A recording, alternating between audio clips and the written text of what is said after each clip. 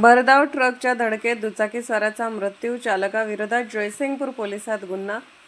जयसिंगपुरात कोल्हापूर सांगली मार्गावरील झेले चित्रमंदिराजवळ भरधाव ट्रकच्या धडकेत दुचाकीस्वाराचा मृत्यू झाल्याची घटना सोमवारी 29 जून रात्री सुमारे 10:33 वाजण्याच्या सुमारास घडली. या प्रकरणी ट्रक चालकाविरोधात जयसिंगपूर पोलीस ठाण्यात गुन्हा दाखल करण्यात आला आहे.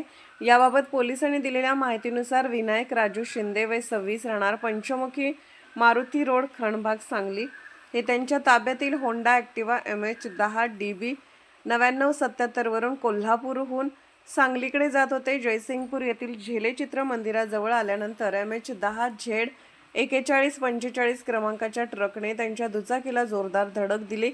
या अपघातात गंभीर जखमी झालेल्या विनायक शिंदे यांचा मृत्यू झाला. या प्रकरणी मृताचे भाऊ संदीप शामराव पवार राहणार सांगली आणि दिलेल्या फिर्यादीवरून ट्रक चालक सिकंदर गुलाब पेंढारी राहणार इनाम धामणी तालुका मिरज यांच्या विरोधात जयसिंगपूर पोलीस ठाण्यात गुन्हा दाखल करण्यात आला आहे. या घटनेचा पुढील तपास पोलीस हवालदार कांबळे करीत आहेत. Bureau report SR news 24 Jaysingpur.